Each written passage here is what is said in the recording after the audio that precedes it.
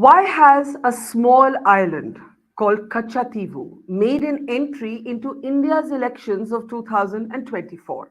I'm Barkha, you're with the Mojo story. On a day when there was some good news for the opposition as the Aam Aadmi Party Sanjay Singh was ordered to walk out on bail, the Enforcement Directorate did not oppose that bail. There are other shifts and issues that are popping up in the national election campaign. The island of Katchatheevu is now in the headlines. Katchatheevu is an island that is being invoked not just by Annamalai, the leader of the BJP in Tamil Nadu, but also by the Prime Minister himself. The Prime Minister is accusing the Congress of having ceded this island to Sri Lanka back in the 1970s. Why is the 1970s issue being invoked in the election of 2024? Will it have any resonance in Tamil Nadu? Will it have any resonance nationally? Do most people even know what the issue is? The opposition is hitting back on two fronts. One, the opposition is arguing that there are two contradictory responses by the MEA itself, one in 2024 and one earlier in 2050. And they're also hitting back saying, if you want to talk about national security, talk about China. But to understand what's actually driving this issue emerging in the headlines all of a sudden, let's introduce our guests, our very distinguished panel, as we look at foreign policy welding with domestic politics. Joining us on the program today, first up is Mohan Kumar Mangalam, leader of the Congress, who's of course based out of Tamil Nadu. Welcome to the program. Padma Rao, senior journalist, somebody who has pounded the pavement when it comes to foreign policy issue for decades, is with us. Welcome to the program, Padma.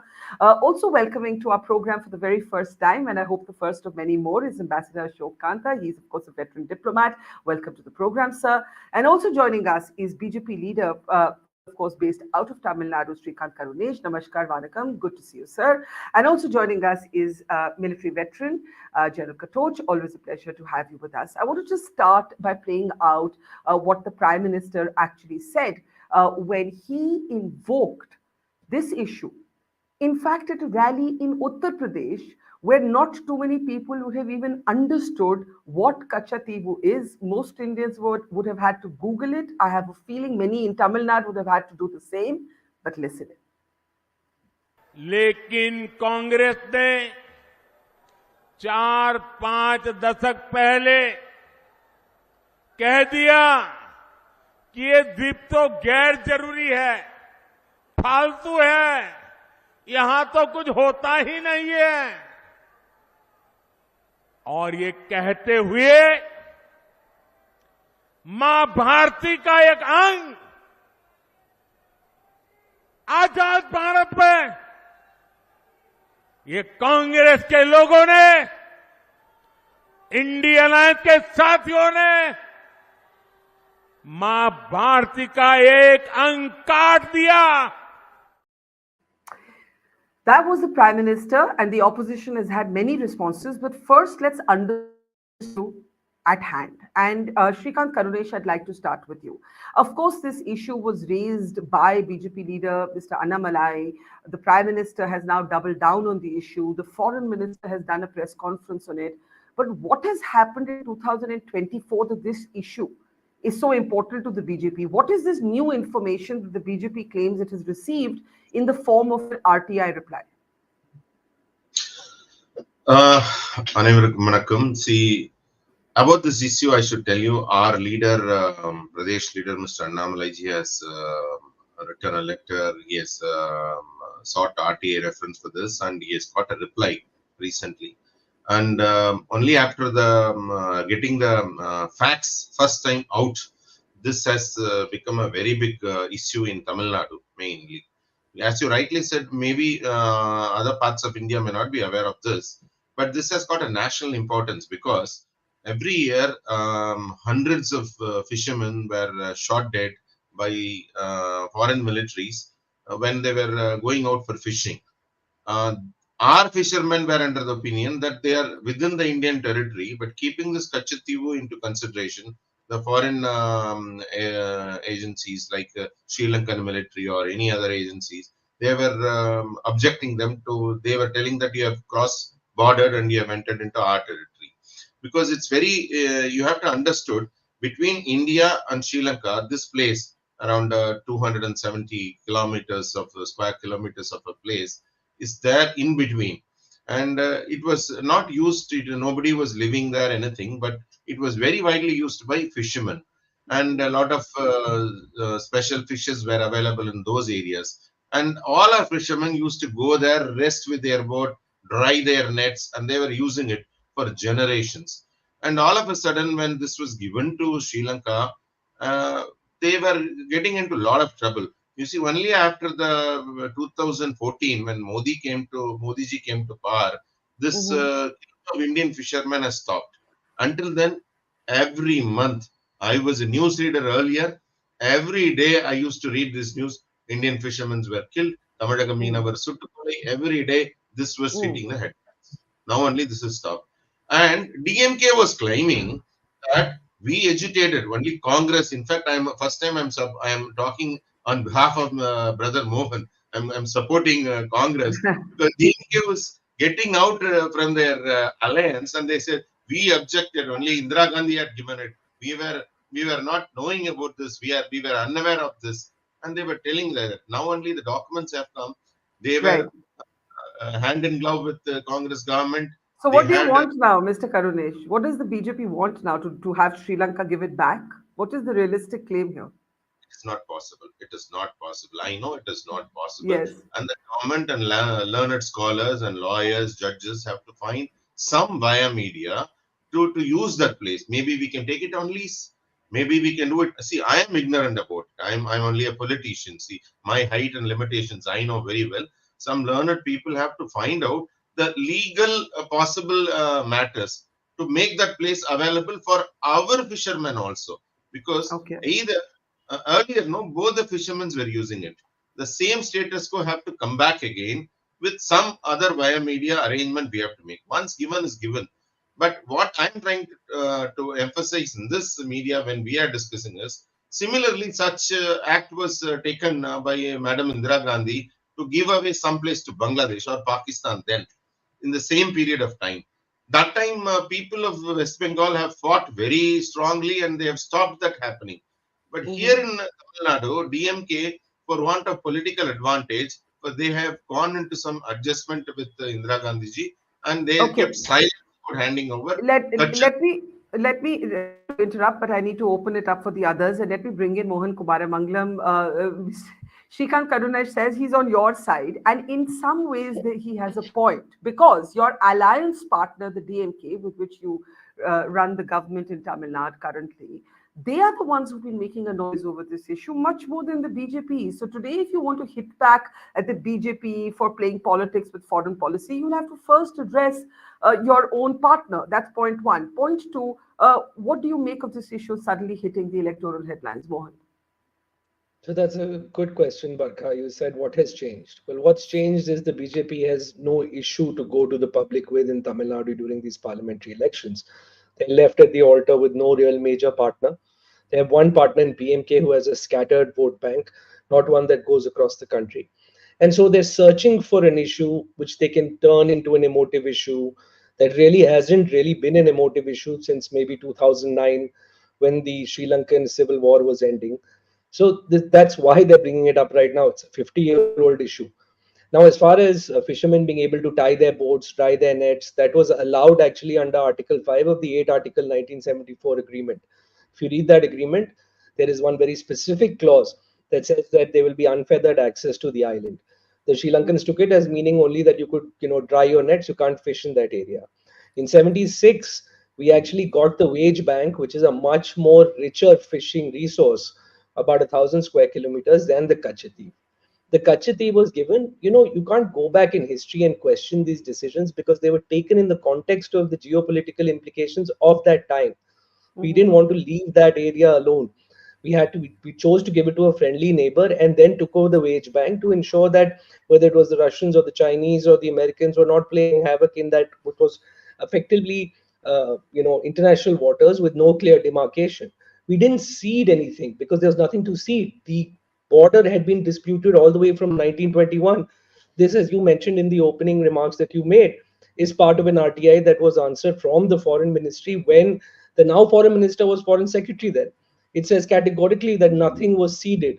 So this is an issue, it's being made into an issue only because the BJP does not have any issue to go to the public with.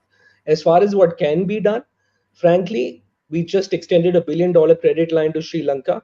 Sri Lanka has been in bad financial shape now for the last couple of years. There was no reason why we couldn't bring Katchatheevu into the conversation, at least to lease it.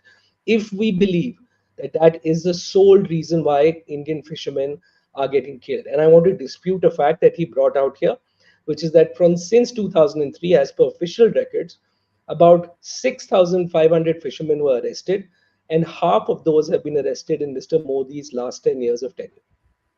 Okay, before we get into which government has done what for the fishermen, let's actually stick to the issue of Katchatheevu. And as a Punjabi, my friends in the south must forgive me if I'm mispronouncing it and massacring the pronunciation a little bit. I'm trying hard here. But Ambassador Ashok Kanta, I must bring you in here.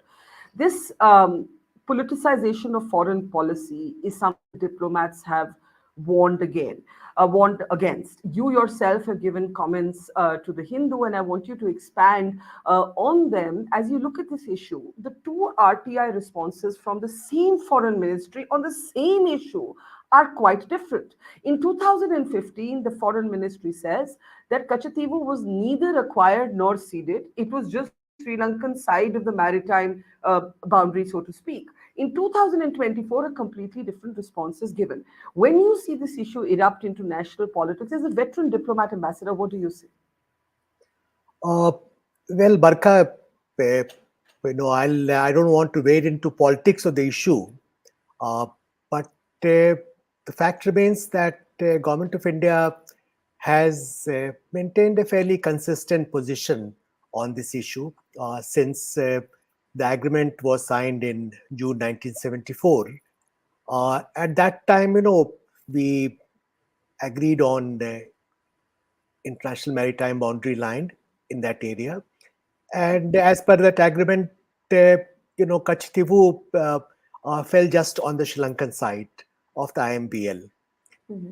And during discussions in Parliament at that time, and subsequently when we signed the supplemental agreement in 1976, I think this was maintained that on balance, it was felt that it's on Sri Lankan side of the IMBL. And in various comments made by Ministry of External Affairs in Parliament in replies to RTI queries, as also in affidavit made before the Honorable Supreme Court when this matter was taken up there. In 2013, for instance, it was stated that there's no question of ceding any territory because, this was an area, as Mr. Kumaramangalam mentioned, which was disputed at least since 1921. And it was brought to an amicable settlement in 1974, read along with the supplemental agreement of 1976. So I think this position should be clear that, it was part of diplomatic negotiations. By and large, we should not be reopening this issue because there is a continuity in our commitments as a sovereign nation, notwithstanding changes in government. And as you're aware, Shri Atal Bihari Vajpayee was in forefront of opposition to 1974 agreement. He spoke very eloquently in Parliament at that time. But subsequently, when he was Prime Minister, I'm not aware of any attempt being made to cast doubt on the validity or even the fact that this agreement is a good agreement.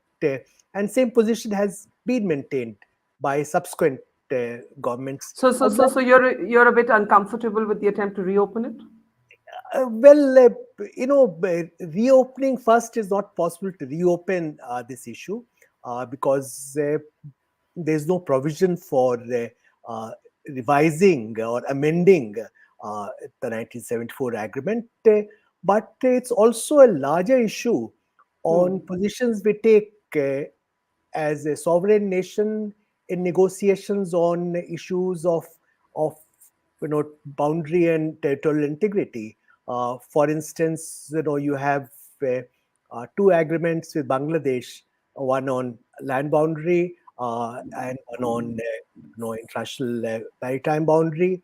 Yeah. Land boundary, there was an exchange of enclaves, as you're aware, in July 2000, in 2015, under which actually we ended up uh, giving a larger number of enclaves with a greater area to Bangladesh than what we received in return. But we didn't question that. No one questioned that.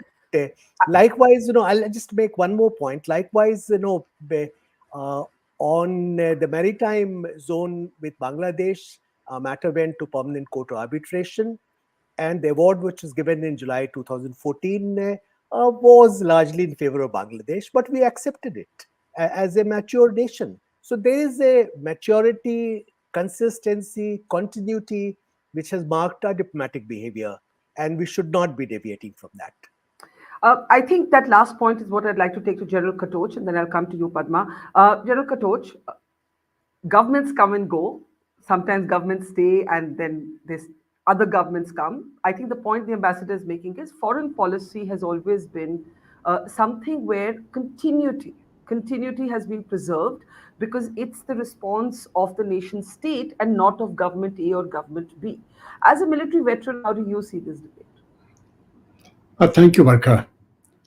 Barkha, there are multiple ways in which this particular issue can be seen. I think we start off with the basic premise: can we carry out a change at this moment to the treaty which took place in 1974? No, I don't think we will. I don't think the Indian government will actually take up that course of action. But I think it is important to know why we actually went in that particular way. And there were some things which happened in 1974, which, as they have come out now, I'm not very comfortable with. And one of the things is, the reasoning which was given at that point of time, it is just a small piece of land and it doesn't really matter. It is not occupied. There's no habitation there. Now, I'm very uncomfortable with that line of argument. It may be just 285 acres of land. But the question is, we say, okay, it was not our land. Then was it Sri Lankan land? It is a disputed piece of territory. Why is it disputed? It is disputed from the Indian side because India feels it belongs to India. If India felt it did not belong to us, then there would be no dispute. I mean, am I saying Africa belongs to India? So there's no dispute. The dispute only comes in between two sides when both are claiming the same territory, which means that India was claiming Katchatheevu, right? It is Zamindari of Ramnad. It came under them, right? After that, onto Rameshwaram. Now, when we come down to 1921, again, when the dispute arose between the maritime boundaries, Katchatheevu remained in dispute. So the question is, we cannot say that it was not disputed. It was disputed because India felt post-independence, I mean, everything became India now this side. India felt it belonged to us and Sri Lanka felt it belonged to them. So if it belonged to us, then we presume it is our territory and it is not that territory for anybody to give away. It is something like giving away, today, if China claims Arunachal, there is no goodwill in saying we are going to give it to you. We are not going to give it to them. We're not going to give it to anybody. So this is my fundamental thing which I think went wrong. Secondly, I think, when you look at this 285 acres of land, this small little island which has one church, I think people are missing the bigger picture. The bigger picture is what happened in UNCLOS after that, From your territory, from your maritime borders, 12 kilometers is your territorial sea. And 200 nautical miles, I beg your pardon, I'm using the word nautical miles. 200, not 12 kilometers, 12 nautical miles is your territorial sea. 200 nautical miles is your EEZ. Now, obviously, the EEZ doesn't apply here because we are in such close proximity to Sri Lanka. But if you actually look at the map now, from Rameshwaram, it is just about 24 point some kilometers from Rameshwaram this point. And from their island, which is the Delft Island, is about 20 kilometers. Now, if this was ours, then the maritime boundary which would have been drawn would have taken a different course. And I think that is something which we need to understand. We are not just talking of 285 acres, which even then, whether it is Okay. 1 acre or 285 acres, we must keep. We are talking of more than 200 to 300 square kilometers of sea territory. And I Okay, think I that want is something we are missed out so, on. so realistically, it's not possible to turn the clock back, but practically, you feel that these facts are disturbing. Padma, the foreign minister who also addressed the media on this issue, has been in particular targeted by the opposition because he was foreign secretary when the foreign ministry gave a very different response in 2015. Mr. Chidambaram was among those who targeted him from what he called being a, I think he used the phrase liberal suave bureaucrat to now a politician. And it's true, Mr. Jaishankar today speaks as a politician. But the issue itself, do you believe, as Mohan argues, that it's been raised because of the absence of other issues in Tamil Nadu? Or do you have sympathy with Mr. Karunesh and General Katoch's position that there is, that there are disturbing facts? Or are you inclined to agree with the ambassador, just don't bring politics into foreign policy? Well, I'd like to go back to Jaishankar and the PIL dated 27th of January 2015. This is just a playful reminder that at that time, Jaishankar was about to begin his tenure as foreign secretary. He technically began the very next day, that's on the 28th of January 2015. But to those people who are waving this, triumphantly in the air, I just have to say in Jaishankar's defense that he was then a bureaucrat, he's now a politician, and any bureaucrat goes by the dictates of the ruling government at that time. Now, having But said that, what is 2015, really, it was the same. It was the I'm same coming to that. government. I'm coming to that, Barkha. So it's important to see what was the Modi government's relationship with Sri Lanka at that time in 2015. Just over a month after this happened, on March 13th, 2015, Mr. Modi made a first bilateral standalone visit to Sri Lanka by any PM since 1987. Please note, by any PM since Indian PM since 1987. Now, that visit, and I happened to be in Sri Lanka at that time because my book had just been published and was being released there. The visit generated a huge amount of goodwill towards India for the first time in literally decades, most of all because of its very supremely and superbly crafted itinerary. Now, everyone may not agree with the itinerary, but from the foreign policy point of view and from the neighborhood first policy point of view, it was very well crafted. What he did for the first time, which governments did not do before, is he focused and paid respect to the country's singular majority. His visit was a very refreshing change from all the earlier visits to Sri Lanka. He didn't make a beeline to Tamil Jaffna alone or to the upcountry Tamils alone. He, laid great emphasis, subtle emphasis on the Buddhism being the common factor, and he said it was a uniting force between the two countries, etc., etc. Now, this was Sri Lanka policy. Honestly speaking, I've covered the country for, as you know, 26 years through the civil war, and I traveled in the war. I was a war correspondent, and I can tell you that this was Sri Lanka policy at its best as far as India is concerned. Now, let's admit that Sri Lanka policy under the Congress-led governments, whether standalone or coalition, before Mr. Modi came, were an unmitigated disaster. And the blame cannot be laid on Tamil coalition parties alone, because traditionally, northern India has never been interested in what lies in the south, let alone Sri Lanka. Sri Lanka was allied to the US, while India was allied to the Soviet Union. Congress built up the LTT that was never forgotten by Colombo, and Congress then abandoned the so-called Tamil question altogether after the IPKF fiasco, And which was never the again, and lost a leader at the which hands was of never, the LTT as well. yeah, which was not forgotten by the Tamils. So, in fact, the Tamils of Sri Lanka, Barkha, as I've told you a couple of times on your show, when I've traveled, whenever I travel in northern Sri Lanka, they always say they laugh at what they see as interference by Tamil, both politicians in Tamil Nadu as well as in New Delhi. They say that they use us like the karve pullai. Karve pullai means a curry leaf. They say that Indian politicians, all of them, whether from Tamil Nadu or from New Delhi, throw us into a curry when we come in handy, and when they don't need us, they pull us out like the karve pullai. So, Mhm. having gained that mileage over several subsequent visits, because he went back several times after that, Mr. Modi, and given Sri Lanka's economic woes, as one of the speakers mentioned, given China's clutch on Sri Lanka, given the Maldivian lost cause, if you like, it's highly unlikely that Mr. Modi's government, if he returns to power, or any government for that matter, even if the Congress were to return to power, would be foolish enough to damage that goodwill which was carefully built up after So then so why? many years of bad relations. So then how do you So, explain? so How do that, you yes, explain? How do you yes, that's explain it then? exact. Yeah, I was just going to wind down by saying that what I'm saying is that this is frankly a raking up a 45-year-old issue is a non-issue. So why the sudden demand? I see it as pure, undiluted pre-election politics. And why not? It's the silly season. Every party is doing it. Okay, that's quite realistically put. But here's something to think about. It's a non-issue electorally, but could it have ramifications on the foreign policy front? China has been mentioned a few times in this conversation. Politically, the Congress hit back today saying, "Why are you talking about, Sri Lanka? Why don't you talk about China?" But actually, those two words are not necessarily divorced. China is trying to exercise influence in Sri Lanka, and we'll come to that in a moment. But here is Manish Tiwari of the Congress responding to the questions raised around Katchatheevu with a counter question: what about China? Listen in. जो लोग बहुत ही बुलंद आवाज में कच्चाटीवू की बात करते हैं, ये दुर्भाग्यपूर्ण बात है और खेदजनक बात है कि वो चीन का नाम अपने मुंह से निकालने से भी डरते हैं.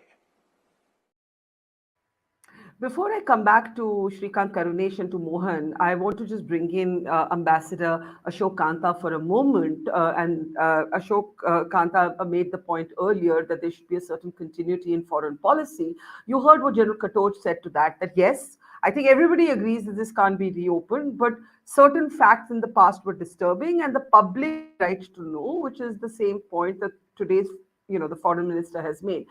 Ambassador Kanta, my question is a little different. China has tried to throw money at many of the smaller countries in the neighborhood to assert influence. Sri Lanka is one of them. Maritime security is very much in the global headlines because of what's happening in the waters, not just all around us, but in the Red Sea. With public comments like this, non-issue at home, but could there be foreign policy repercussions? Could this nudge Sri Lanka, as some have suggested, closer into China's arms? Well, it depends, how this issue is taken forward. If it remains in a sort of limited sideshow in our electoral politics, Sri Lankans will understand. It's not for the first time that the Katchatheevu issue is being raised. Earlier also, State Assembly of Tamil Nadu had passed unanimous resolution calling for retrieval of Katchatheevu, and the government of Sri Lanka did not quite respond, in a strident fashion. So they will take it in their stride up to a point. If there's no, follow-up action, red line will be crossed if we start taking some concrete action, seeking, sort of undoing the agreement of 1974. That will give ammunition to India baiters in Sri Lanka, and I can assure you there's no dearth of those people. And it will also strengthen the hands of those who seek closer engagement with China. So we have to be careful. I didn't say earlier that politics has to be kept out. Foreign policy has to be kept out of politics. Foreign policy is a legitimate subject for political discourse, including during elections. But when it comes to sensitive issues pertaining to sovereignty, territorial integrity, especially agreements signed in the past, reopening them can have consequences which are best avoided. Mohan Kumara Mangalam, the one question that you did not, in fact, answer is that it has been your ally that has been at the forefront of a lot of noise on this issue. And Ambassador reminds us that the Tamil Nadu Assembly actually passed a unanimous resolution on this issue. So why single out the BJP today? I don't think our ally has been talking about this issue during these elections. But yes, not only our ally, but also the ADMK and Mrs. Jayalalitha, when she was around, went to court on this issue as well. It's an emotive issue for the people of Tamil Nadu. We don't agree with our ally on all subjects. There have been other issues as well, like the convicts of Rajiv Gandhi and whether they should be released or not. I think the Congress and BJP maybe are on the same page when it comes to that issue in Tamil Nadu as well, whereas all the Tamilian parties were on the other side of it. So, we're two different parties. We don't agree on all these issues. But to say that they're raising this issue continuously, making it a centerpiece of their campaign, whether it is the chief minister talking about it or not, that is untrue. He barely even mentioned it. It has been one of the many policy issues that he wants the central government to take up now. And whether it is feasible or not, he has written to the prime minister saying that, we're doing a lot for Sri Lanka. Is there a way we can relook at this issue? Which is an ask that's fine. Shrikant Karunesh, Sri Lanka confirms to Indian media that there has been no official communique from the government. And, I think Ambassador Kanta made the point that it depends on how far the BJP wants to travel with this issue. Could you possibly speak to that? Is this, do you see this being some major issue that's going, now that it's been validated by the Prime Minister, by Annamalai, by the Foreign Minister, it's certainly got national profile. No, why it is catching the national profile, because it is not a very small issue, because I totally differ with brother Mohan, because he said it's not a big issue, they don't have बोलने के लिए उनको कुछ नहीं है इसलिए ये पकड़ के बैठे हैं. ऐसे नहीं है, ये बहुत काफी important issue है. Why? Because हमारे मछुआरे अगर इसमें sea, when they are getting onto the sea to get more fishes, वो मछली लेके आएगा, मौत लेके आएगा, मालूम नहीं है अपने people को, क्योंकि every day Tamil fishermen were killed. अभी ये खत्म हुआ, ये कह रहे हैं अभी 6000 इतने सारे फिशरमैन पकड़े गए हैं, इतना बोट पकड़े गए हैं. एक चीज है, during Modi ji's regime every fishermen have come back intact with their boat. पहले ये नहीं था, मरते थे, बोट छीना गया था, अभी ऐसे नहीं है. और दूसरी बात है, इसमें in 1974 agreement, because of negligence of the Congress government, we lost Katchatheevu. By 1976 agreement हमारा फिशिंग राइट भी दे दिया इन्होंने, मतलब खुला, मतलब हमको यहाँ पे जितने फिशरमैन ना सबको कंगाल बना दिया. किसी को they cannot even get back to the sea. The moment they get onto the sea, they are into the foreign territory. वो पकड़ा जाते हैं, नहीं तो मारा जाते हैं, नहीं तो बोट उनसे छीना गया है. तो इसलिए मैं क्या बोल रहा हूँ, यहाँ पे तमिलनाडु में it's a very core issue. From the Cholamandalam coastal area to down south Indian Ocean side, every fishermen were suffering. Thanjavur से वो गया, हवा तेज आया ना, वो भी चले जाएगा उसके अंदर. दूसरी बात है, ये बोलते हैं किसका है मालूम नहीं है. राजा Ramnath had that land in his possession with all legal rights for more than 150 years. He was holding it. और उसको कैसे ये लोग मना कर रहे हैं? We have all those documents have come out now. All those facts have come out now. दूसरी बात है, हम लोग इसमें ये स्थापित कर रहे हैं, इलेक्शन के लिए बहुत जरूरी है. क्यों जरूरी है? ये डीएमके वाले बोलते हैं ना, हम तमिल के लिए जी रहे हैं, तमिल के लिए हम लोग इतना सैक्रिफाइस कर रहे हैं. they have worked against the interest of Tamil in cooperation with all these Congress leaders. Why? By handing over this thing. आप देखिए, तमिल का इतना मारा गया है वहां पे, पीस कीपिंग IPKF जाके वहां पे जो काम हुआ है वहां पे, और वहां पे जितने लोग Sri Lankan military was doing it atrocities, end of the day, in the name of LDT eradication, so many Tamils were killed. अभी लास्ट में क्या हो रहा है? लास्ट में क्या हो रहा है? डीएमके जो राजीव गांधी को कत्ल किया, उसको ये is going and embracing him, he is celebrating his जो पेरेरी वाले इनको वेलकम कर रहा है जेल से आने से. ये लोग के अंदर कुछ पॉलिसी नहीं है. DMK is against the interest of Tamil. That is proved undoubtedly today with the election. Okay, those are very strong and very brief interjection. Then General Katoch and Padma. Mohan? First, let me compliment Anna on his Hindi. Impeccable. I'm quite surprised. Absolutely. Second, let me on to his comments. One, there was no negligence in giving Katchatheevu or allowing Katchatheevu to fall on that side of the international maritime line. It was a very purposeful decision, and there were various considerations, some of which I mentioned earlier. Second, in 76, we got back the wage bank. We got exclusive fishing rights there, much bigger area, much more bigger in terms of marine biodiversity, and possibly India's largest fishing bank. Exclusive rights away from Sri Lanka. So please, let's not say that we were unfair to the fishermen because of that. Boats, in fact, he said, have been returned. More and more boats these days are actually being confiscated by the Sri Lankan army, because they believe that purposefully fishermen are being sent out by rich boat owners, and they believe by confiscating boats they will act as a deterrent. As far as information that has come out is concerned, this is something that deeply concerns me. Information that's come out in that RTI, which, by the way, Mr. Annamalai got a reply in a week. I have to wait 30 days to get a denial, only to go to appeal and get the information back. So wonderful execution of RTI when a BJP state president applies for one. Where as far as these information that's come out is concerned, there's selective leaks. How can you disclose information between the central government and a sitting chief minister?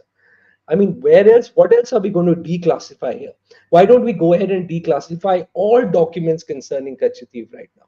Because these selective leaks are really for but the letter by the chief minister is the DMK's. Sorry, I'm interrupting you, but the letter by the chief minister is the DMK's public position. There's nothing. There's no secret there. I understand that, but just think of it this way, Barkha. Why is it that only one portion is being brought out here? No, the DMK's position was they were against it. What they are using this communique to state is that they were well aware for it and let it happen. Now I'm saying let's release all communication regarding that, because selective leaks will always be tilted towards one side. And as far as the last thing I'll say is, their worry for fishermen is like crocodile tears, because the wage pact, earlier this year in January, they actually tried to release a tender for oil and gas exploration in the wage bank and had to back down after protests from the fishermen from both Tamil Nadu and Kerala. So let's not do that. I'm going to have to allow Shrikant ji to come in briefly, and then General Katoch. Very briefly, sir. Mr. Karun. I know Mr. Kumaramangalam's family, and Mohanji is from a very big legacy. His grandfather is a bigger man. Father was a great person, and he has come from that legacy. And he's has a palatial house. I am telling you, I'm going to give you a much more bigger house, more comfortable house in a different place. Please go there. तुम्हारा नाना था, पापा था, पिताजी था, उससे कोई मतलब नहीं है. There is no this thing. तुम जाओ दूसरी जगह. How will I make? Fishermen will go. वो जमाने से पकड़ रहे हैं वहां पे fish. उसको बोल रहे हैं दूसरे जगह में अच्छा मिल रहा है. Can he send them out of his house? It's not possible. वो गलत है. It is connected to our emotions. They have to respect our emotions. Okay, let's come. हम ऐसे यही बोलते हैं. थोड़ा हमारा emotions को पर ध्यान दीजिए. Okay, there is clearly cross-party emotion on this issue. Ambassador Kanta reminded us of that. General Katoch, but we are in 2024 talking about something that happened in 1974, right? And I understand your point, sir, that you can't, just because it's past doesn't mean it's irrelevant. But what now? What next? And what about China? And I mean it in the context of China seeking influence over Sri Lanka. Actually, Barkha was about to talk about China, but yes. I want to address this issue of transparency first. You see, 50 years have elapsed. I think we should declassify all the documents. 50 years is a long time. And it is important now because we won't make those mistakes again. Otherwise, politicians I'm not, my statements are totally without any, I'm not getting involved in the politics of it. But you see, for politicians, it may be convenient at a particular point of time to do something that may be correct.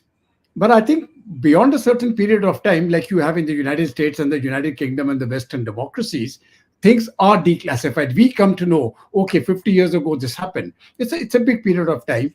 I think we should go in for declassification.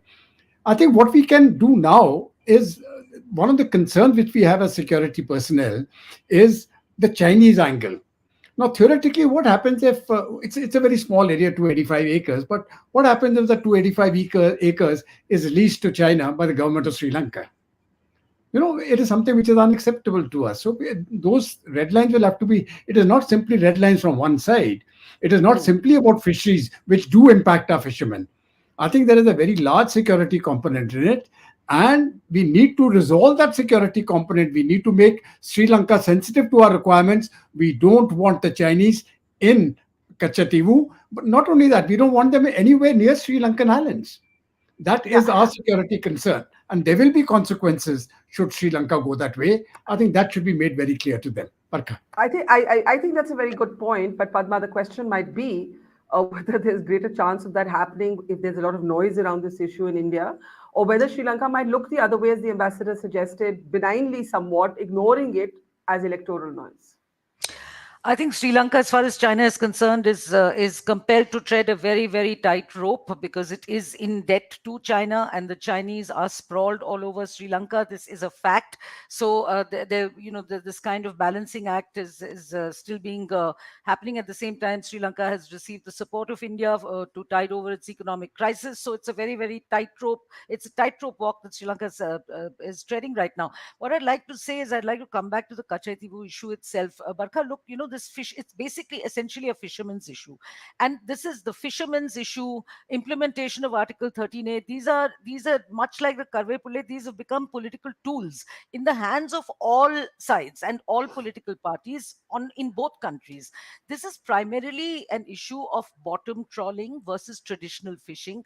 This bottom trawling is considered an ecological, it's destructive to marine ecology. It is banned in many countries, including in Sri Lanka.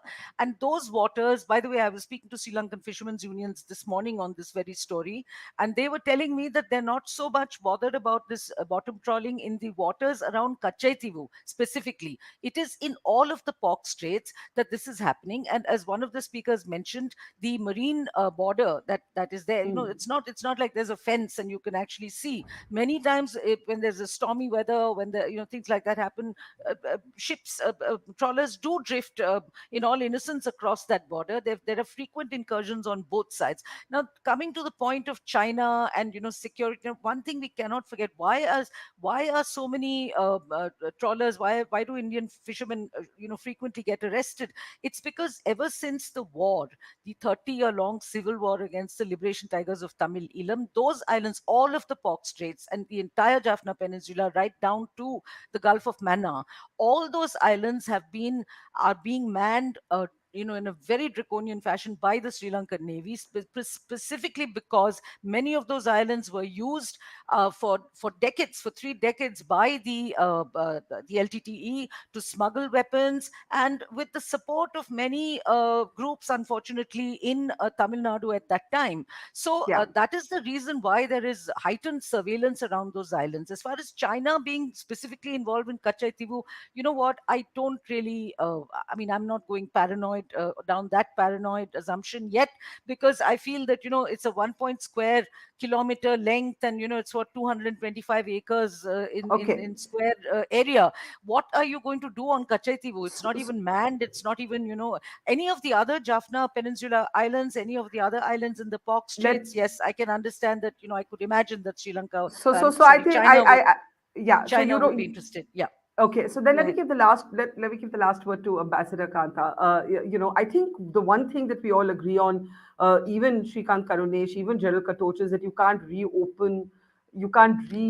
renegotiate that treaty. That's, I think, something that even the BJP is not necessarily asking for, as far as I understand. Just a last thought from you before we close on the perils of this debate going much further.